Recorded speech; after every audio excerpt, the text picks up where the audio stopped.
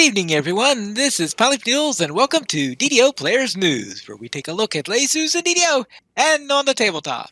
Please welcome my co-host from Ravenloft, Draculata. Hey now, everybody. How's it going? Hello there, Drac. How are things going on, Barovia? Crap. Ooh, the mist is still creeping around you.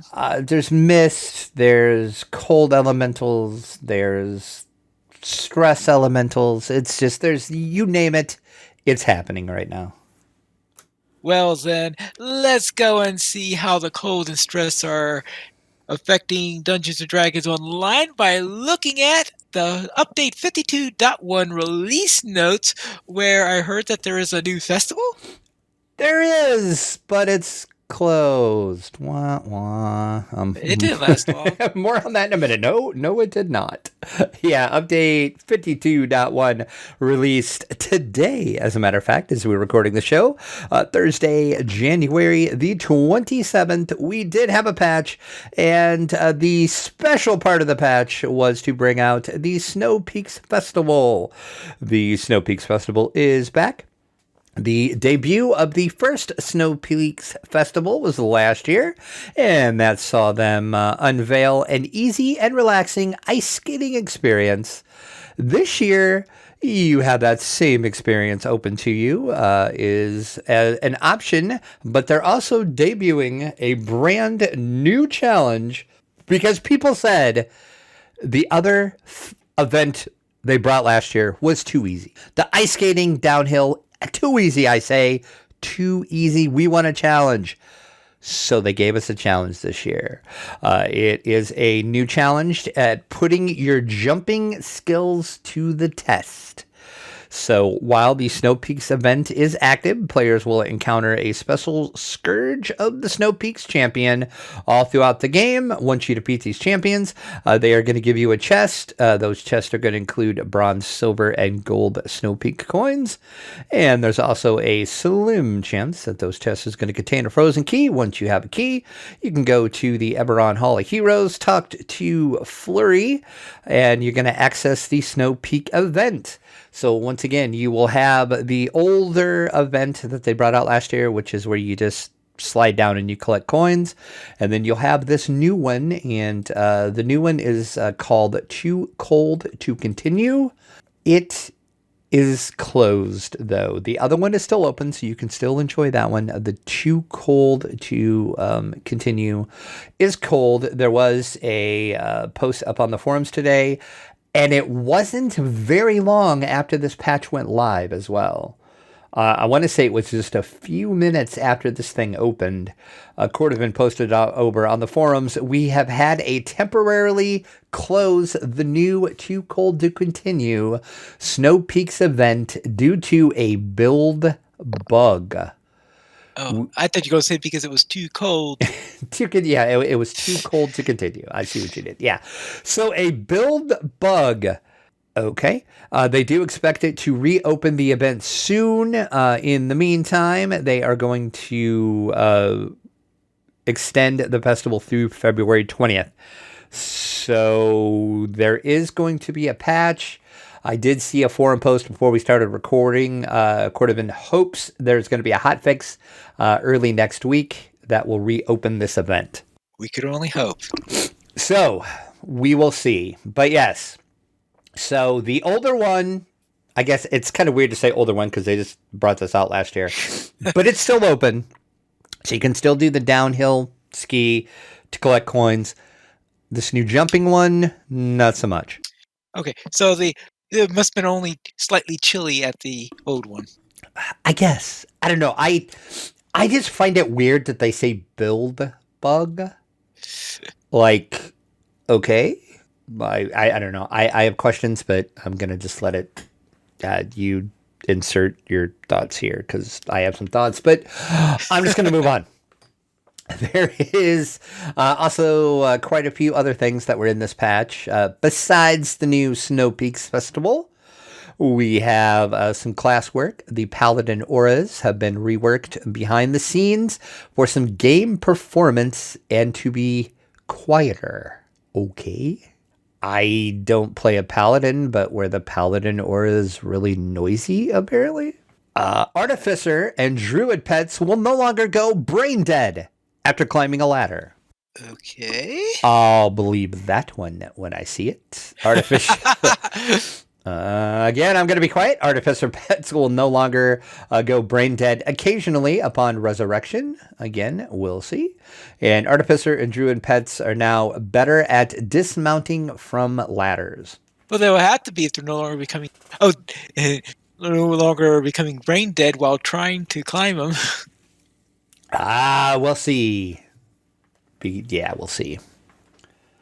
I know when I don't play my druid a lot, but when I do play my druid, I usually just dismiss my pet if I'm going to do ladders because it's a nightmare trying to watch that thing climb a ladder.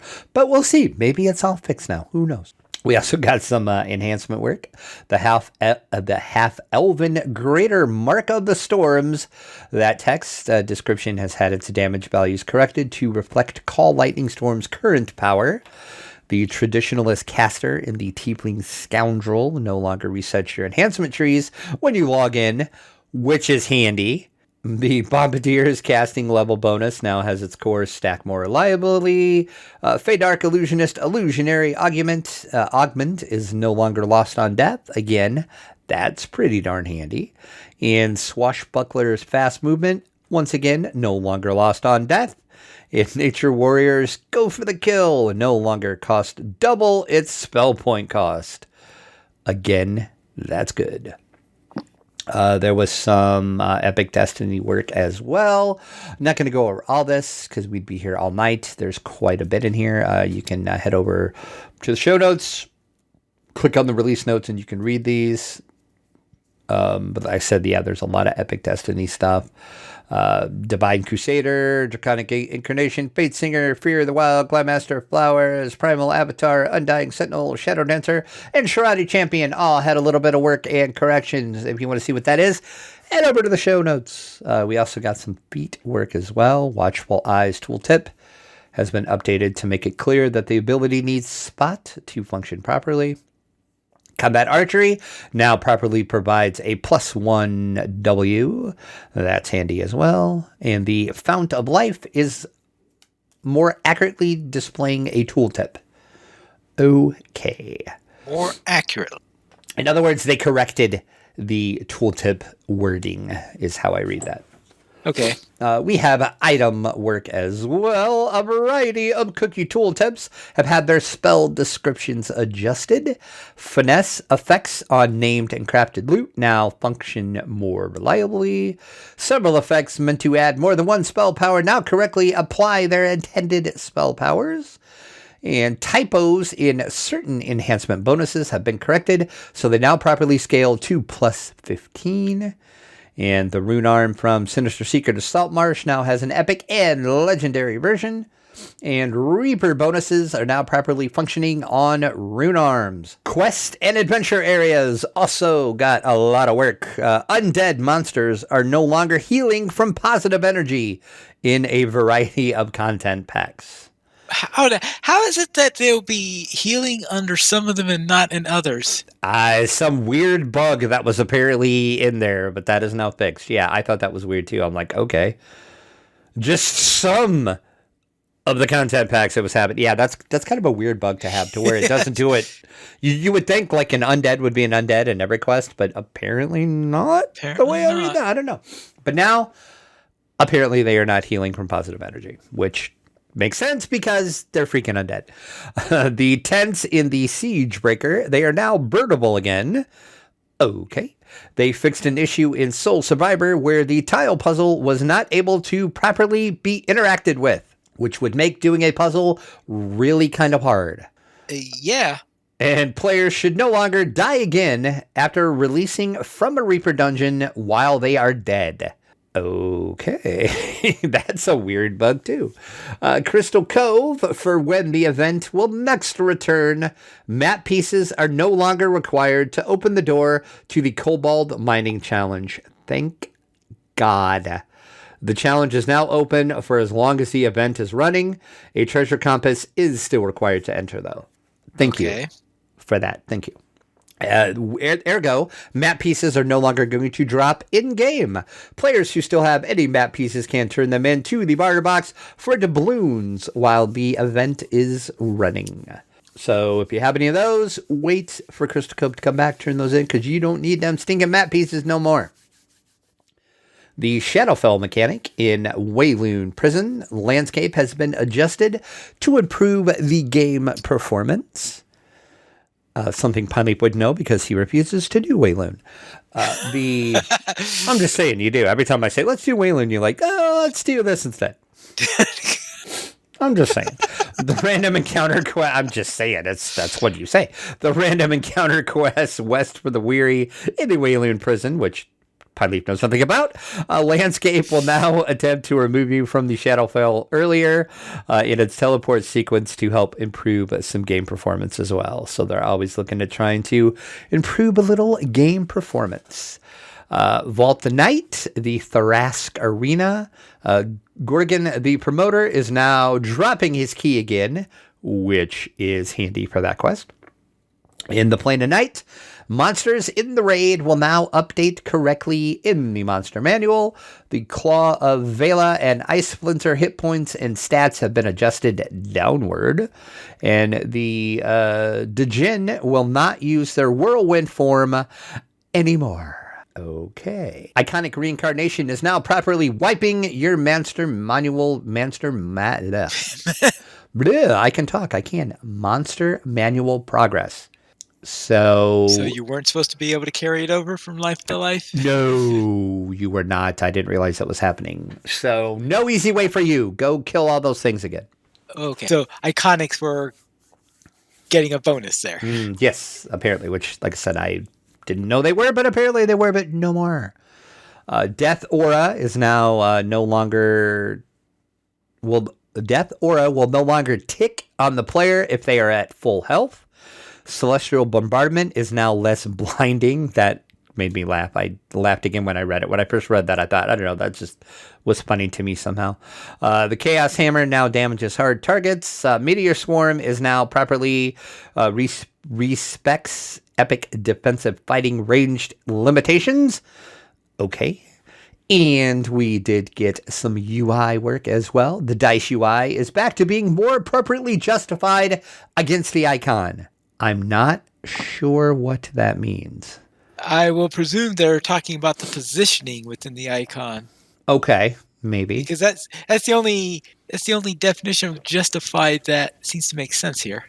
I guess I read that a couple times and I'm like, eh? Okay. Guild rewards beyond level 150. Ooh, it must be nice to have a level 150 guild. Will now mention the color change of your guild nameplate as part of their rewards. The tooltip on weapons now show its correct proficiency penalty. The Details Plus tab now shows both blast and pack dice, and now correctly tracks your bonus hit points percentage. And the quest entrance UI now has a slightly more room for quest names to avoid truncation. And the question mark tooltip near the dungeons completed section has been nudged to be a little more out of the way. A little bit of a nudge. Just a little nudge. They also corrected a server performance issue that could occur under some circumstances when depositing items to banks. Your combat log is no longer going to mention dodge when you cast a spell that has to bypass spell penetration. Because, yeah, you're not really dodging there, so that makes sense. Shifter females will now display bloody footprints if you burn them.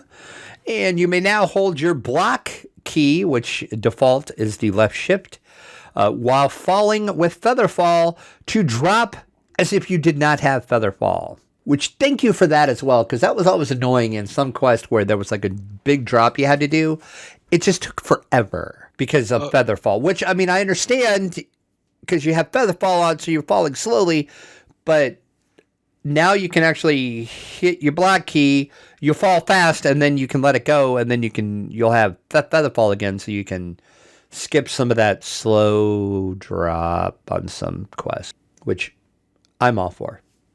And this is a weird one. I've never done this, but now I have to do this.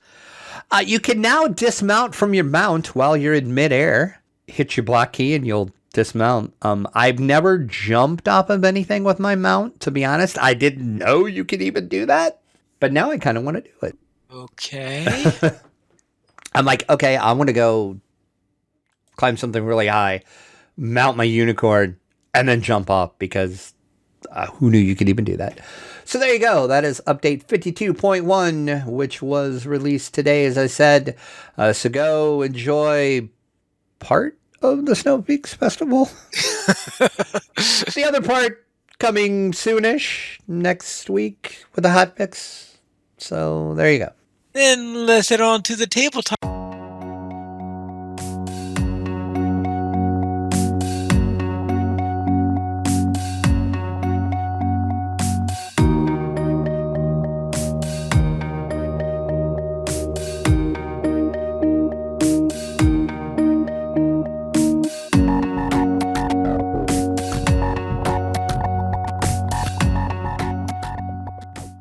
Where apparently Gale Force Knights is getting ready to put out something that includes angels. They are a new Doctor Who board game because we all love Doctor Who and we all love board games, so it's a match made in heaven, right?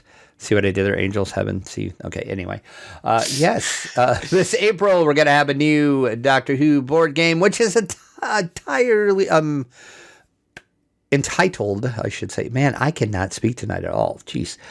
Entitled Don't Blink, which makes a heck of a lot of sense if you're familiar with the Weeping Angels. Why it's called Don't Blink, you'll understand. If you are not a Doctor Who fan, you've never seen that particular Doctor Who episode, this whole next about 2 minutes is going to be super confusing for you because you're going to be like, what are you even talking about? So once again, you did say Gale Force 9 is bringing this out. Don't Blink is going to test players' skills with the storyline that is going to take them to a derelict spaceship you are going to need to fix before the terrifying statues, also known as the Weeping Angels, get to them. Not only are you going to be able to choose between becoming the 11th Doctor, Matt Smith, of course, or you can choose companions, Amy, Rory, or Clara. The only correct answers there is to be Amy or Clara. Just saying those are the only two correct ones to choose. But if you have more than two players. True. But best two companions ever at Doctor Who, fight me. But one of them is going to have to get out the villain hat and play as the Weeping Angels. See, now they're just like, I would want to be Clara or I would want to be Amy. But now you're going to say I get to be a Weeping Angel? Okay. All right. Okay. It said you have to explain why Clara and Amy are better than Ace. Oh, that's not even, I don't even have to justify a comment for that. Oh. I mean, that's like saying a orange is better than an apple. I mean, all right. I can't even think of what that's like because there's no comparison between those two. Okay. And then, but if you want to ask me which one, Amy or Clara, which one was better, that's a tough one because I think I'm leaning a little more towards Clara there, but I don't know. I can't wait to see the emails we get on this conversation. But yeah, Doctor Who Don't Blink. The point of the game is for the Doctor and his friends to fix the TARDIS, while the player is in control of the Weeping Angels, is going to do everything they can to stop them from doing so. The game is for 2 to 5 players, 14 and up. It's going to play in about 30 minutes. It's going to retail for $30. So Doctor Who Don't Blink, coming April 2022 from Gale Force 9. Then let's head on to Osprey Games, who has announced the next installment of their Undaunted series, Undaunted Stalingrad. And I hear that this one is going to be quite a legacy. See what you did there. Yes, Undaunted Stalingrad, a monumental, their words not mine, standalone game that will expand the series scope and challenge beyond anything that's ever come before which you can talk more about because I've never played the Undaunted, and I know you have. This is going to feature more than 300 unique illustrations, 150 evocative mission briefings, and it's going to immerse yourself in a campaign at the heart of the war. So, of course, this is featured 1942 in Stalingrad. 45 to 60-minute playtime, 300 cards, 100 map tiles, 4 dice, tokens, and a campaign booklet, ages 14 and up, 2 players. And I'm assuming you will probably be able to play this solo as well, because I know... Oh, you can't? No, Okay. because they added a solo mode for Undaunted with Undaunted Reinforcements that came out late last year, and what they did in order to create that one is to have these program cards relating based on scenario and unit so that there could be reasonable actions done by them. The trouble is that since Undaunted Stalingrad is a semi-legacy game, that is completely impractical. That plus the fact that there's a huge number of stuff and variations all involved. Yeah, that would make sense because this is they're not calling this a legacy game, but in the press release they did talk about your choices and your moves are going to have dire consequences for your troops and for further gameplay. So it's legacy light. Yeah, we'll it's say. like it's that you have the. So some of the cards are basic variations of them. So instead of ripping up cards and altering cards, you will exchange one card for another card. So you do have a very, very strong campaign, and the changes you make are permanent within that campaign, but you can reset it without any trouble at the end when you're done with it. So you can replay it. Was going to point out, they do make a point that's saying, you can fully reset everything. So like you said, it's not like a true legacy game where you're like ripping stuff up or you're changing the card or you're putting a sticker on something. So it's got some legacy aspects to it, but I know a lot of people are excited for this one, especially fans of the Undaunted series, which I sadly have not played any of them, but like I said, I know you have. So are you looking forward to this one, even though you won't be able to solo it? Well, that's the question, because I've only played Undaunted once before Reinforcements came out, and that was just trying to learn, and that was playing it two-handed on there, because that's how you would have to play Undaunted Stalingrad is right, either play it two-handed or try to come up with some generic. Yeah, I was going to say you could probably two-hand it, but that might be confusing and difficult, maybe. I mean, I don't know. It's wargamers are notorious for being able to. You got to remember, I used to play back in, I guess, was it 30, 40 years ago? Let's see, the Squad Leader series. Oh yeah, okay. And Squad Leader. Now they did add a solo mode for it later. I don't think I ever actually played the official solo mode from Squad Leader, but because I normally just played both sides to it. So wargamers do often develop a skill of being able to play both sides in there. So it is possible I may buy it and play it from both sides just for that. I don't know how well that's going to work compared to anything else, but that is one possibility on the matter. The tricky thing is that in Undaunted, one of the elements is it's a bit of a deck builder. So trying to play a competitive deck builder on both sides sounds like a rather tricky thing. That sounds like a nightmare is what that sounds like. That sounds like, now it's not as heavy a deck builder as Dominion would be or anything like that, but you are trying to improve your deck as time. And of course, your opponent, if they kill when they kill your soldiers, are damaging your deck at the same time, because if you kill one of the soldiers, that's gone out of the game. So you do have that to worry about. And the first thing you do in each turn is each side bids one of their cards in their hand to have the initiative. And it's very hard to bluff bid when you're playing both hands. So that's going to be the tricky thing. So I have to think about it whether or not I'm going to attempt it solo in the future. Well, you have some time because it's going to hit stores fall of 2022. Right. And then let's into RuneScape, where RuneScape is heading to the tabletop. And what exactly does that mean? Okay, we'll talk about what it means, and then I have a question for you and the audience. This means we're getting a tabletop game and an RPG game for one of the longest running MMOs. Is set to take the tabletop by storm, or by scape, I guess I'll say. RuneScape is getting, once I said, 2 games coming throughout 2022. There's going to be a board game and a RPG. The board game is going to be playable between 1 and 5 players. It's going to offer quest-based campaigns through the RuneScape world of Galanor, I guess is how you pronounce it. I've never played RuneScape, so I don't know. Players will craft and upgrade equipment, upskill their characters, cook special recipes, encourage the NPCs, and test their skills while exploring different regions of the world with a variety of enticing side quests to distract and entertain them along the way. So that basically sounds like an MMORPG in board game form. There is also going to be a RuneScape RPG.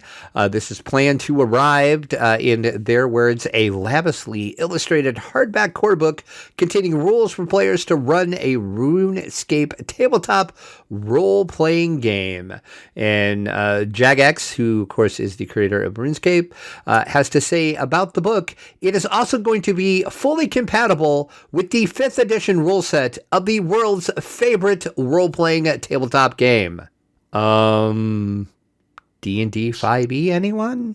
That's I mean, I get it. They can't say D&D, so it's always the world's greatest role-playing game. But this time they actually said 5th edition, which I've never seen anybody say that before, so that's interesting. So, yeah. well, it's hard to be compatible with all editions. I mean, that's true. So, RuneScape RPG is going to head straight into your favorite local game store, so you can pick that up. The board game, of course, will be on Kickstarter. Of course. Of course it will. And they are partnering with Steam Forged Games, who knows a lot about Kickstarter because they do a lot of stuff on Kickstarter. So they're partnering with them for both of these. So I guess it's good that the official company behind RuneScape is totally involved with this.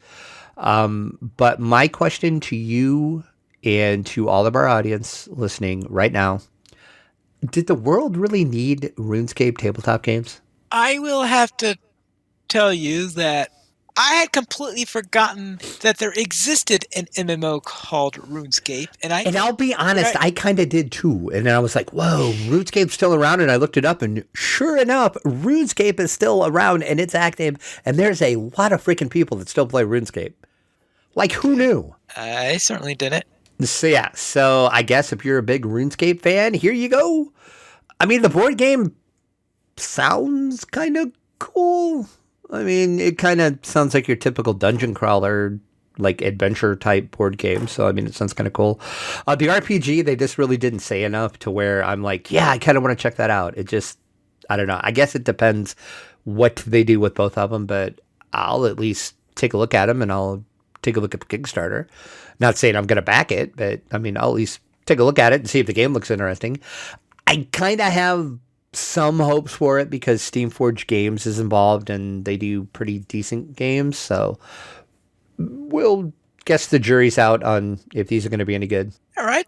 Then let's head out. The next little item, where? Looks like something up your alley, where Everything Epic Games announced Vampire the Masquerade Blood Feud, the mega board game, is coming to retail. And I just want to point out that you said little item. This is not little by any stretch of the means. I'm assuming you did that on purpose. Because this is not the little, my friend. Understatement. Okay, yes.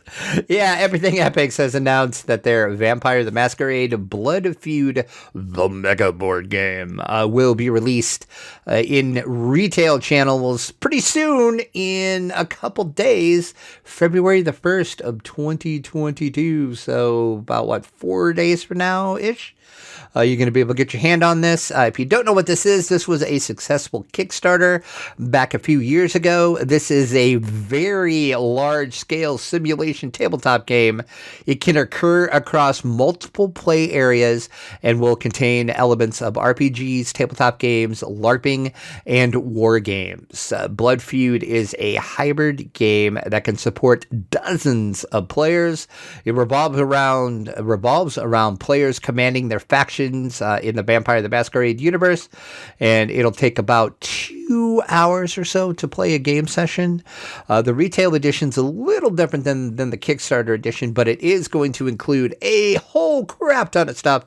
You're going to get 9 game boards, 64 character ID cards, 91 order cards, 92 advancement cards, 42 ambition cards, 44 event cards, 8 warehouse boards, 20 Dominion tiles, 32 colored base clips, 225 tokens, 8 power clips, 32 ID card holders and lanyards, and 64 miniatures because you need miniatures. It's going to carry an MSRP of $199.99. But don't let that $199.99 scares you, because I saw, which I assume it was the Kickstarter version at their booth at Gen Con. It might have been the retail version, and they just hadn't announced it yet.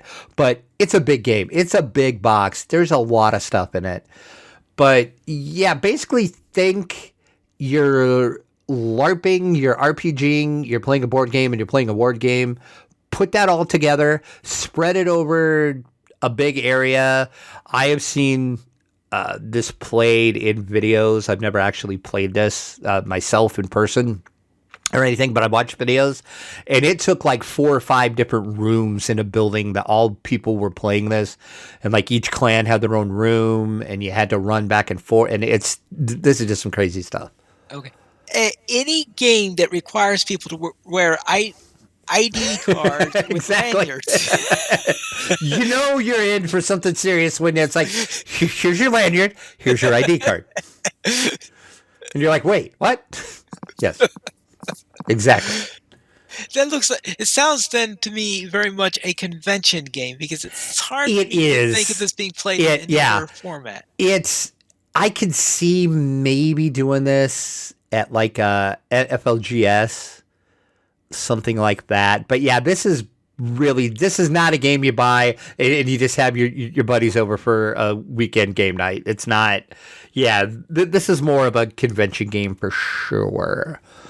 Because it requires, I want to say, at least 8 players. You need at least, but it can go up to like, I want to say 24 or even more, I think. Well, if there are 32 ID cards. Yeah. So unless there are 24 players, but there are 8 spares or something. Yeah, I think it might be 30. It's crazy, but yeah, like I said, I was talking to him in Gen Con about it a little bit and looking at it. It's immense. So I said, don't let that $200 price tag scare. And the minis look pretty awesome too. But yeah, this is not a game you're just gonna buy to play with your buddies on a Friday night. We'll put it that way. All right, this is something that makes Gloomhaven seem small. Yeah, exactly. This box laughs at the Gloomhaven box. It's like, ha, you puny little box. You puny little box. Let's then head into what's on the screen.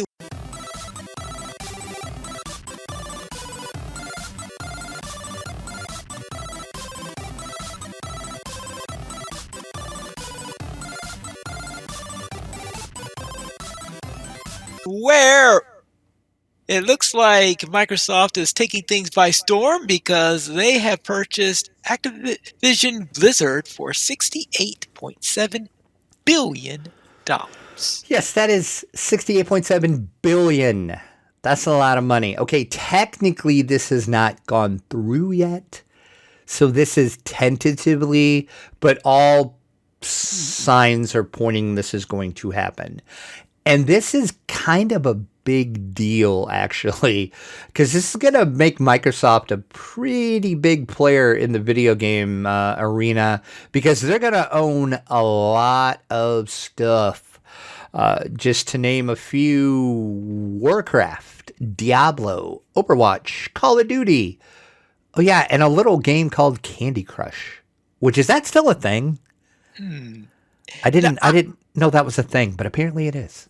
I am just trying to figure out the when you start to have the crossovers between World of Warcraft and Minecraft. I see that. See, people are already talking about that. That could happen.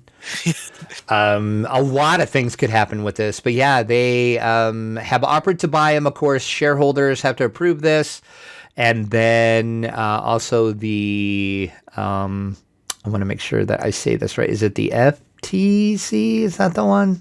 Yeah. The Federal Trade Yes, Commission. yes. The FTC. I wanted to make sure I was getting my agencies correct. Has to approve this as well.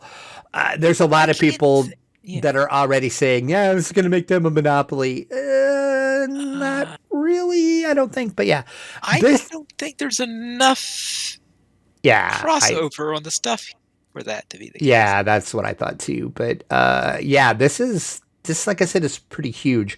The other big ramification with this, and Microsoft is already, even though this is not technically official yet, they're already making plans, and they have stated as many of these games as they can, they're going to put over on their Game Pass platform. So if you're not familiar with what Game Pass is, for a monthly fee, and you can either do it PC only, or you can do it Xbox console only, or you can do what's called their Ultimate, which will allow you to play on PC or console both. You pay a monthly fee, and then you just get access to like hundreds of games, and they add games all the time, and sometimes they take some games away. But they've already said, they haven't mentioned titles yet, but they have said as many of these properties as they can are going to be included on Game Pass. So there might come a day to where if you're a Game Pass member, you can just fire up World of Warcraft and there you go. Or you could play StarCraft, or you could play Diablo on Game Pass. Could be a very possibility.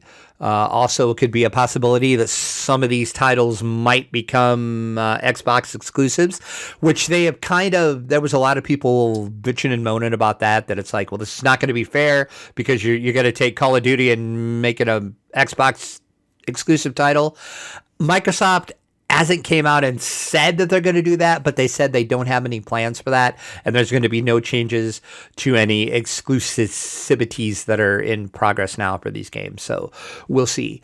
But the thing that a lot of people aren't talking about, which I kind of thought the other day, I had to look it up to make sure if I remembered this right, but way back in the day, there was another company before the company that owned Activision before Blizzard. I can't remember who it was. Vivendi, maybe? That seems right. Acquired Sierra Online. So technically, this means Microsoft is now going to own Sierra Online. Sierra Online, interesting.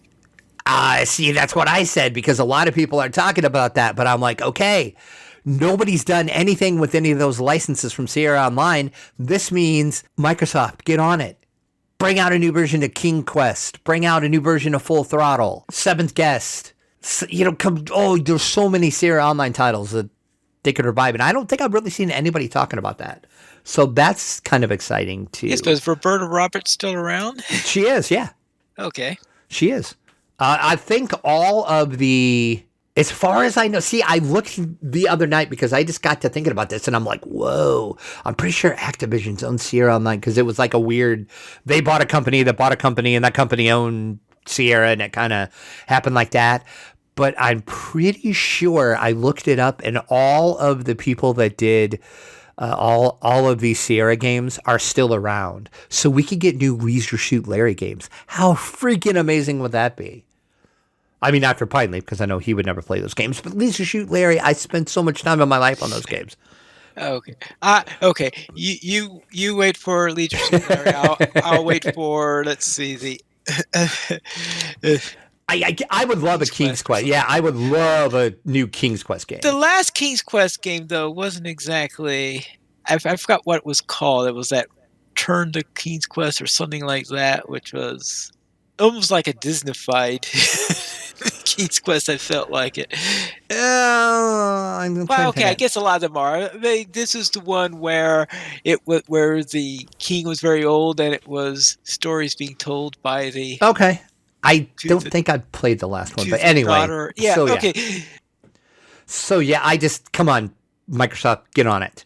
So of course this has to be approved by the boards of directors of both Microsoft and Activision Blizzard, and pretty sure the FTC has to approve it too, or one of the, maybe it's the SEC, FTC, I'm pretty sure. one of them has to approve it too.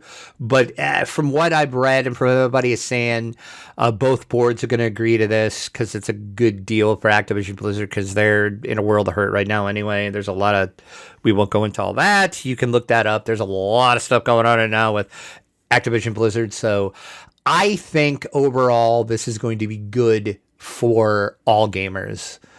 Even though Microsoft is involved, and that's kind of scary because we are talking about Microsoft, but Microsoft, their gaming side, you can tell they really, really want to do what's right by gamers and for games. Just with the invention of the Game Pass, that was a really great thing they did, because I've got to play so many good games just through Game Pass that I probably wouldn't have got to play because I'm like, I wouldn't be able to afford to buy all these games. But now I can say, cool, I'm going to check that game out. So I can just install it on my PC or install it on my console and go at it. So yeah, look for, like I said, we might even be able to get some of the old Sierra Online stuff on Game Pass. How awesome would that be too? Then let's head to Marvel Studios. Marvel Studios' Moon Knight official trailer has been posted. Oh my God, I've been waiting this forever. I am a big Moon Knight fan. I got some problems with this, but save that for a second. The series is following Stephen Grant, who is a mild-mannered gift shop employee who has become plagued with blackouts and memories of another life. Stephen discovers that he has identity disorder. Dissociative. There you go. I looked at that word and I'm like, I don't know how that word is. Identity disorder. And he is sharing a body with a mercenary called Mark Spector. As Stephen/Mark's enemies converge upon them, they must navigate their complex identities while they are thrust into a deadly mystery among the powerful gods of Egypt. So get ready, as Marvel Studios' Moon Knight will be streaming exclusively on Disney Plus, coming March 30th, 2022, which is way too far away. Okay. My problems with this. Number one. Yeah. Moon Knight's outfit is horrendous. Horrendous. I get they tried to do what it looked like in the comic book, but oh my God, it looks horrible. I'm hoping it'll grow on me as the show goes on, but I don't know. The outfit is horrendous. And it's kind of weird how they're doing the whole identity disorder thing, because if you're familiar with the Moon Knight comics, what happens in the comics is Mark Spector, who is Moon Knight, is a mercenary, and he is in Egypt, and he gets shot and killed. I'm using killed in air quotes, and you can't see it because this is a podcast, but he gets killed, and he is placed in a pyramid of an Egyptian god, and that god possesses his body, brings him back to life, and then Moon Knight is the god's icon and does the god's bidding on Earth. So it'll be interesting to see how they tie that in, if they tie the whole actual backstory of Moon Knight in, or it's just for some reason Mark Spector's possessing this guy, or he thinks he is because he's crazy with this identity. Just, I don't know. It's weird. Like, the whole premise is weird how they're doing that. I thought they were just going to go straight out of the comic books, but they're not. So I'm leery about that. But Moon Knight, to be honest, this is one of the things that when was announced before Disney Plus was even a thing, and you couldn't order and pay for Disney Plus. This is one of the things that made me sign up for Disney Plus even before it was we knew anything about it. They just said we're making a Moon Knight show, and I'm like, okay, here's my credit card. I want Disney Plus now. To be honest, that's one of the reasons why I have Disney Plus. The other one was What If, which has already been on, at least season 1. And some other shows that came on I watched, but Moon Knight is the reason why I have Disney Plus, and I am super excited. And March 30th is a long time away. But please, for the love of God, do something about this outfit, because oh my God, it's horrendous. We'll have to hope that in season 2 he suddenly has a new outfit. Oh, I hope they do something. That was my big I seriously had to watch this trailer twice because the first time I was watching it, I was just like, oh my God, this outfit is horrible. Like, what are they doing? And I didn't even pay attention to the trailer. And I'm like, I don't know anything of what just happened. So I had to watch it to try to figure out what was going on and try to not pay attention to the outfit, which is really hard because it's really, really bad. So that is Moon Knight. And now I just saying something about the Mark Spector here is so that sounds like a rather strange name by itself. Well, yeah. Well, there's a whole backstory behind that, too. All right. And then let's go and then look at The Legend of Vox Machina Red Brand trailer has also been released. Oh, my God. Is it time for the show to come on? Oh, my God. Tomorrow, as a matter of fact, January 28th, this is going to premiere. This, of course, is based upon Critical Role. If you've been living in a cave, you know they did a successful Kickstarter to bring the Legend of Vox Machina Critical Role to the screen in all of its cartoon goriness. And yes, it's gory, and yes, it's Critical Role. If you've watched this trailer, you know what I'm talking about. Oh my God, this is so awesome. Once again, January 28th, so tomorrow.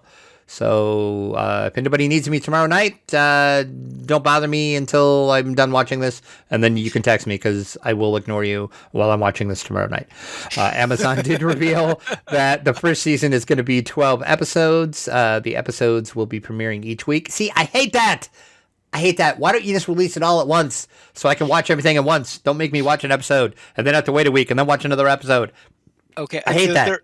So they're only releasing one episode and doing one episode a week? It's one episode a week, yes. Okay, because I know that back when they did Wheel of Time, they released the first 3 episodes together. Then yeah, no, this one's one episode a week. Okay.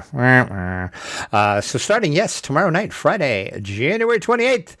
If you have Prime Video, you can check this out. This is not for the kiddos. Watch the trailer if you want to know what I mean. But very bloody, very adult, very amazing.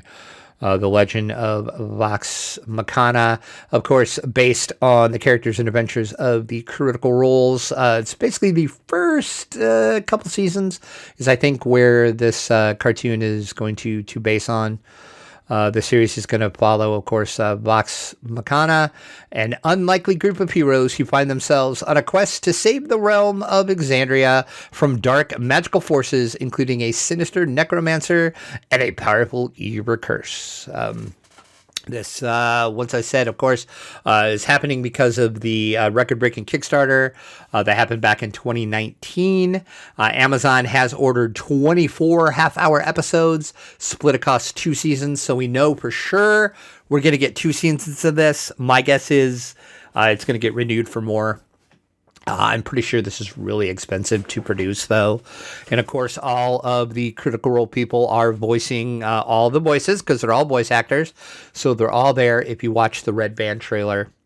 Pine Leaf, I don't suggest you watch it.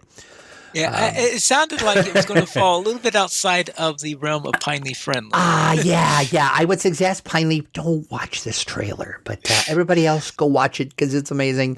And like I said, don't bother me tomorrow night, Friday, January 28th, because I'll be watching this. Then, speaking of Amazon, they also have another, well, I can't call it little thing coming out in September, where it looks like Celebrimbor is going to be busy constructing some rings.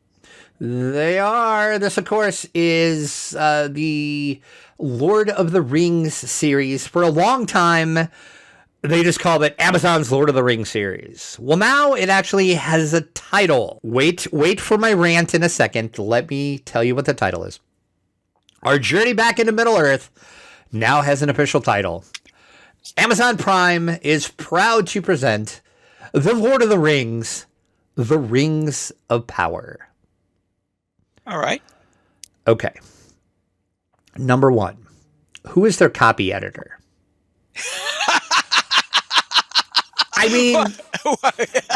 Okay. I'll be the first to admit, I'm not the most grammatically correct person. I'm sure people read some of the posts I put up on the site and cringe because I probably have some grammatical errors or whatever. But isn't it like copy editing 101? You don't put two words back to back. So it's Lord of the Rings, The Rings of Power. That makes no freaking, like, why did you do that? Like, why would you say rings, the Rings of Power? That sounds stupid. I don't know. It's just a weird title, but it looks good, but you can't base that from the trailer because the trailer really doesn't tell you anything. Hold on. This is not. Well, I don't think this is as much of a trailer as it is a teaser, right? Yeah, that's true. It's more of a teaser. After I said trailer, I was going to back that back and say, okay, this is basically a title announcement teaser, and they tease the show a little bit because we really don't know much about the show because Amazon. I don't know how. God bless Amazon for doing it. I don't know how they've done it, but they have kept this so tight-lipped so far. We don't know a lot about the show. We do know it's set in the Second Age. Right. And we know based that on the title of it, it's probably going to feature Celebrimbor.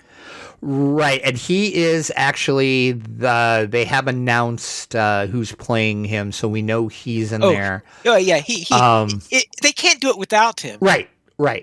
And I do know they Gladriel is going to be in it as well because they have announced who's playing her. Okay. I do believe we know who's playing Elrond. But if you're a casual Lord of the Rings fan, you're going to be super confused because you're not going to find your hobbits in here. You're not going to find anybody that you know of unless you're a hardcore Tolkien person, because this is the Second Age. This isn't the Third Age, which is the age that the books and the movies and everything were. Right. In fact, the books and the movies are set late at the close of the Third Age. There are 3,000 years that have passed on. Yeah, so this is early Second Age, and this is not even. This is going to. They do the whole the Rings of Power poem. I think that actually has a name, doesn't it? I just always call it the Rings of Power poem, but I think it actually has a name. I think close enough. So yeah, so they do that in this like little teaser, and you kind of see a ring. So you're gonna see the rise of Sauron. They did mention Numenor, so they're going to talk about that. They're going to talk about the last alliance of elves and men. So we're going to see that. We're going to see the rings being created. If it has the last alliance, because the last alliance was at the end of the Second Age. It's from the little bits that Amazon has pronounced, they're going to weave all that in somehow. Okay. So, and it'll probably include the fall of Numenor then, yes, and they have hinted at that. They haven't come out and said that, but they have hinted Numenor is going to be explored in full. Yeah. So once again, if you've only ever seen the Lord of the Rings movie and you're like, oh, I like those movies, I like all those hobbits, yeah, you're going to be confused when you watch it. You're not going to see any hobbits. No, you're going to be like, nope. Like, where's Frodo? Where's Bilbo? Where's the little hobbit dudes? Well, yeah, no, there's nary a hobbit to be found in this, I would assume, because I don't even think hobbits were around in the Second Age, were they? I'm not a complete Tolkien nerd, but there are no official tracings of them, because now I know that in Lotro, for example, when they had the when they had a flashback series. I'm not going to call it scene. It's a lot more than a scene where you have this quest arc where you or someone's telling you a story, and how they happen is that Isildur is talking about, or the ghost of Isildur, because obviously Isildur's long dead at this time.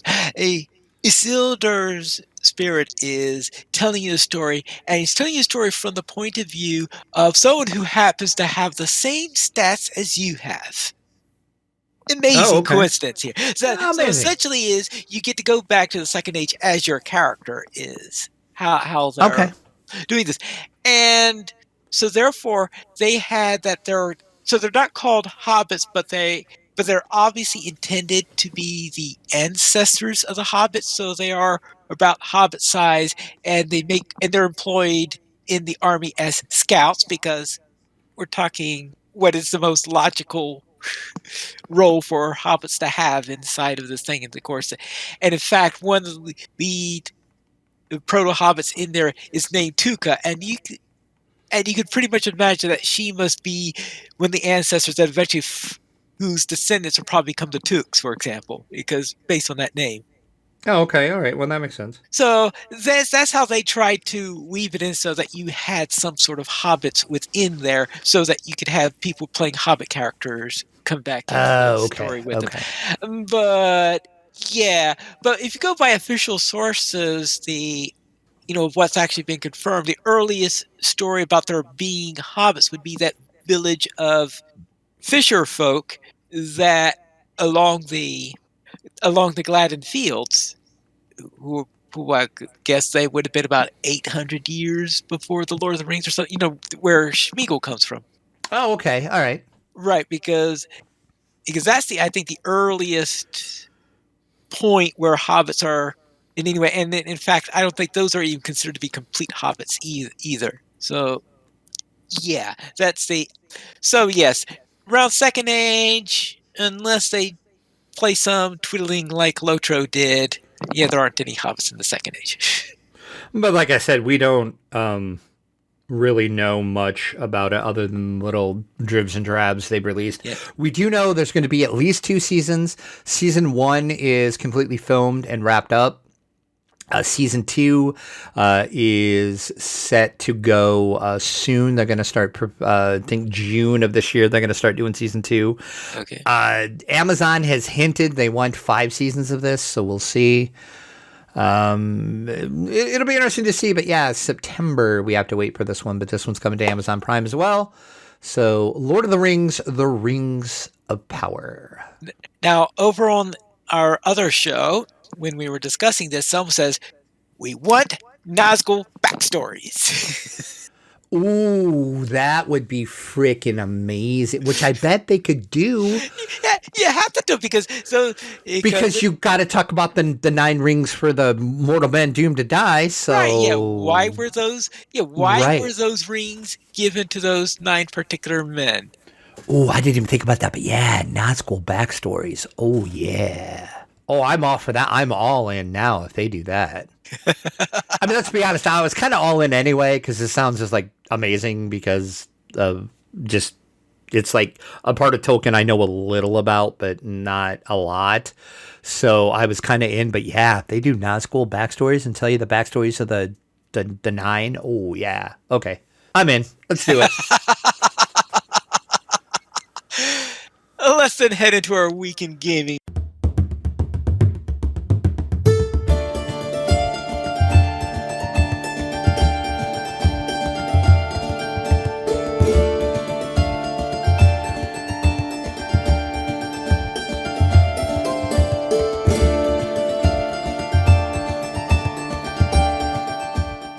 Drac, what were you up to?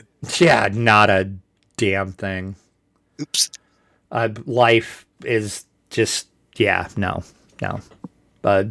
Pile of dog turds steaming on fire. That's my life. That's pretty much it. Oh, well. So how about you? You've done not a lot, actually.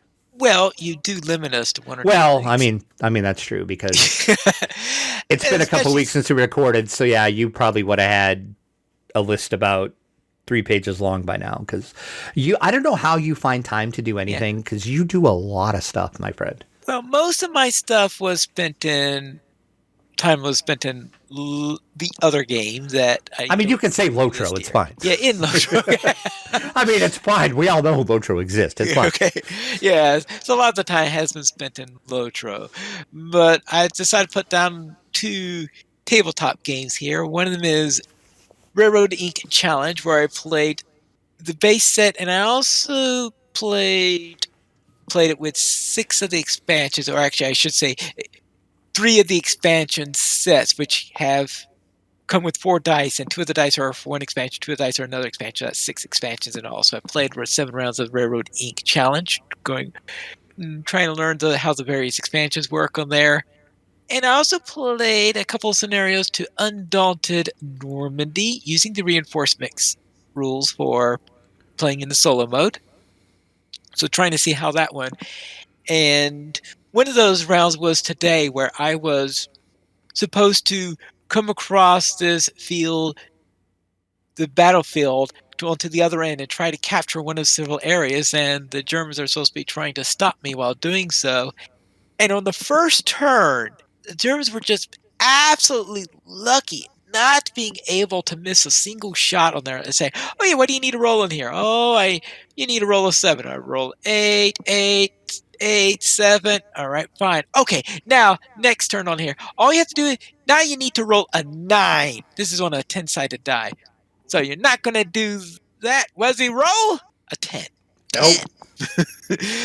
And I thought, boy, this is going to be a very, very short game. But somehow I came back and actually eventually managed to capture a point, despite the fact that I was that close being pinned and losing on the first turn. So that was a real interesting scenario there. So that was first 2 scenarios of Undaunted Normandy. We currently have 14 supporters on Patreon. If you'd like to support DDO players, you can go to the Donations page. You can support the Players Alliance on Patreon. Your money may be used for podcast hosting, website hosting, and to pay for our live shows. We did not... Oh, hold on. We do have a featured comment from YT. What's this all about? We have a couple featured comments, actually. Yeah, it was over on YouTube. I figured you would know what YT meant, but yeah, so we're on the... I'm very bad with acronyms. Yeah, the last episode on YouTube was where most of the comments came from. I did get some emails, too. I didn't include any of those, though. But over on the YouTube channel, Axel said, welcome back, good show. As for the question at the end of the show, which... If you listened to last episode, I, said, hey, my schedule's weird, only getting worse. I got some other personal stuff that's happening that's going to make it even worse, but that's neither here nor there. And I said, would you prefer a weekly show or a bi-weekly show or a monthly show or just whenever we can record? And overall, a lot of the comments we got, people would like to see us do weekly, so... We'll see if we can make a weekly happen, but so we'll see what happens with that. But Axel said, yeah, no, we'll see. Trust me, with my life right now, we'll see. Welcome back. Good show. As for the question at the end, as a listener, I would prefer a podcast every week, but you got to do what's best for you and a thumbs up emoji. And then Fierce Fred, of course, Fred had to put his 2 cents in. And this is a very Fred comment. Every week, but as something different, when you are forced to record on, say, a Thursday, it should be followed by 30 minutes of Drac standing in the marketplace so people can throw rotten fruits / veggies, skulls, pumpkin bombs, and our dinosaur poop at him. Dinosaur poop? Isle of Dread? Maybe there'll be dinosaur poop? Maybe? If there is, I'm sure Fred will throw dinosaur poop at me if he can figure out how to. I mean, that's a little harsh, but okay, sure. We did get a bunch of emails on that comment as well. And overwhelmingly, a lot of you said you would like to try to see us do weekly, which I'm going to try to make it happen. But like I said, I got some personal stuff going on that is going to make that maybe difficult. And there might be a span where the show is going to have to go on hiatus for a couple of weeks, maybe. Depends how things go with what's going on personally, because there's just some crap going on that is kind of out of my control and I got to figure some stuff out. So for now, we're going to try to do weekly. Like I said, if we can't do Wednesday, we'll record on Thursday. Hopefully we'll stick to Wednesdays, but I know at least once a month we're gonna have to do on Thursday because I'm not available on one Wednesday a month. So we're gonna try. I appreciate all the feedback we got. People really want weekly, so we're gonna try to do weekly. But it's my fault. I apologize. But oh my god, my life right now. If you would like to send dinosaur souvenirs to us through the email, you can send it to podcast@ddoplayers.com. You can also follow us at Twitter. The Players Alliance at Players Ally, DDO Players at DDO Players, and Dracula at Dracula_72, and Pineleaf at Pineleaf Needles. The Players Alliance has two shows. On Saturdays at 8:30 p.m. US Eastern Time, we have Loach Players News, and we record DDO Players News when Drac is available. You can join us for our shows at ddoplayers.com/live. And that's all for tonight, and this is Pine Needles reminding you to quest responsibly.